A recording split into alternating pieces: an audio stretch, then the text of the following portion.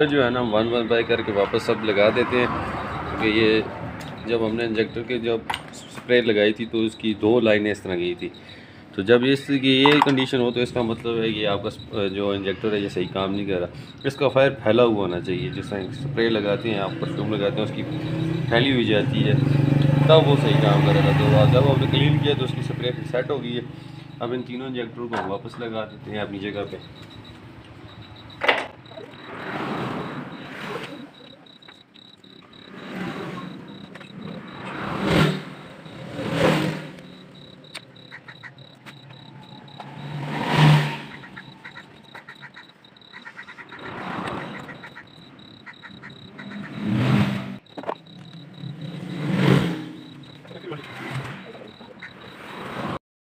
Injector हमने वापस लगा दी। अब इनके ग्रिप जो है ना 1 बाय 1 इनके ग्रिप लगा देते हैं।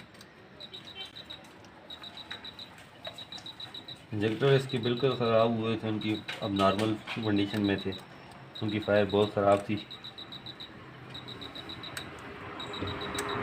ये इस वजह से ये फ्यूल ज़्यादा लेती है, एवरेज बिल्कुल कम हो जाती है। इंजेक्टर तो बड़ा फ्यूल होता है, अगर ये सही साफ ना हो, काम सही ना कर दें।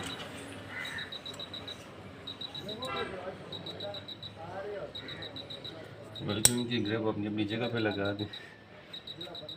अब जो है हम करते हैं जी, फिल्टर को देखते हैं, फिल्टर इसकी जाली चेक करते हैं।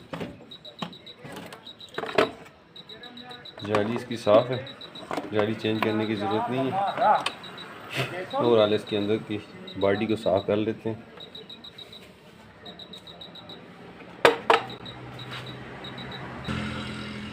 इसके अंदर से डस्ट को बिल्कुल साफ़ कर दें, क्योंकि जब ये इंजन के अंदर जाती है तो फिर इसके अंदर इंजन की मसले हुआ करते हैं, तो इसकी डस्ट को बिल्कुल साफ़ कर लें।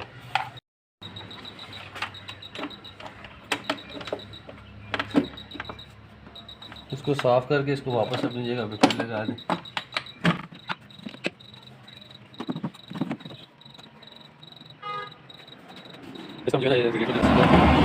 टोटल बॉडी को अब साफ़ करेंगे। टोटल बॉडी जो है ना साफ़ करने के लिए जो है हमने इसको स्टार्ट करके और जो है ना इसको उतार के यहाँ से ड्रैग स्प्रे के अंदर लगाएंगे। जो हमारे पास स्प्रे, हम इसको जो है ना जब गाड़ी को जब स्टार्ट करेंगे तो इसकी जो बटरफ्लाई है वो, क्योंकि ये ऑटोमेटिक गाड़ी है, ये तो हैंडल से खुल नहीं सकती। तो ये जब हम स्टार्ट करेंगे तो इसकी ये खुलेगी, तब जाके ये है ना हम इसके अंदर ये स्प्रे करेंगे। तो इसको इस तरह क्लीन करेंगे। तो इनको साफ किया, ये ठीक है, इनके अंदर कोई भी मसला नहीं, आयल शाइल नहीं आया हुआ, तो ये ठीक है। तो स्पार्क प्लग जो है इसके वो रेडियम के पड़े हुए हैं। जो रेडियम के स्पार्क प्लग होते हैं वो जो है ना वो दोबारा बफ़ नहीं होते, वो एक ही बार लगते हैं, उनकी एक लाइफ टाइम होती है, उसके बाद उन्हें चेंज कर देते हैं। अगर उन्हें आप बफ़ करने की कोशिश करेंगे तो वो उनकी जो एफिशिएंसी है वो पहले से ज़्यादा ख़राब हो जाती है। तो बहुत से जो मैकेनिक हज़रात होते हैं वो क्या करते हैं, रेडियम स्पार्क प्लग जो नोक वाले होते हैं, मैं आपको दिखाता हूँ, ये पिक्चर आ रही है सामने।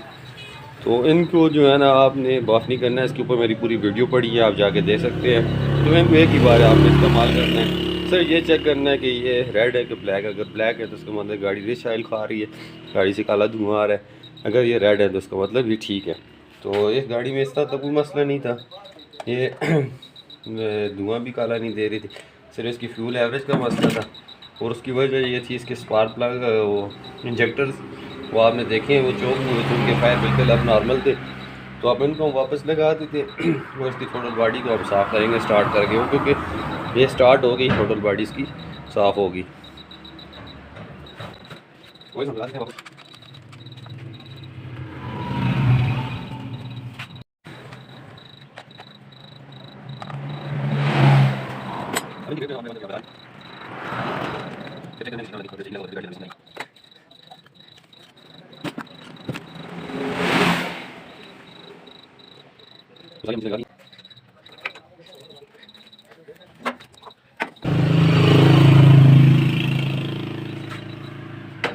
इसका पीसीबी वाल जो है वो हम निकाल के इसको ज़रा साफ़ करते हैं, क्योंकि इसकी जो टोटल बॉडी है उसके ऊपर आयल आया हुआ है। अगर टोटल बॉडी के ऊपर आयल आया हो तो उसका मतलब है कि आपका पीसीबी वाल जो है ना वो चौक हुआ हुआ है। आप उन पीसीबी वाल को चेक करें।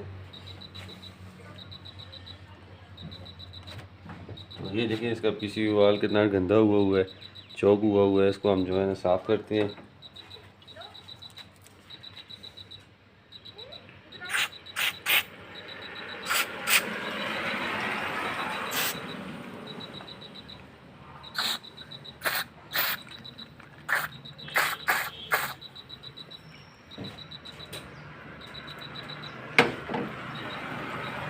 क्योंकि कितना है इसके अंदर गंद है।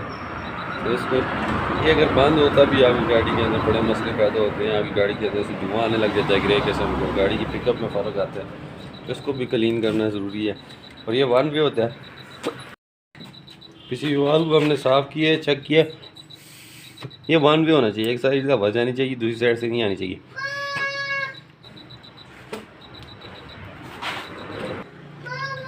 ये जो इसका पीसीबी वाल है ये ख़राब है। इसकी इधर से भी हवा दे तो इधर से जा रही है बाहर, यहाँ से भी हवा दे इधर से बाहर आ रही है। क्योंकि ये वन वे होना चाहिए, एक साइड से हवा आनी चाहिए, एक साइड से नहीं।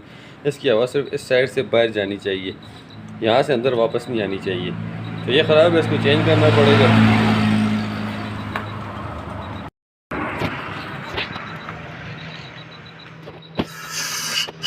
बटरफ्लाई खुली हुई है जिसके अंदर इसका स्प्रे लगाए, ये देखिए अंदर से गंदा पानी आ रहा है।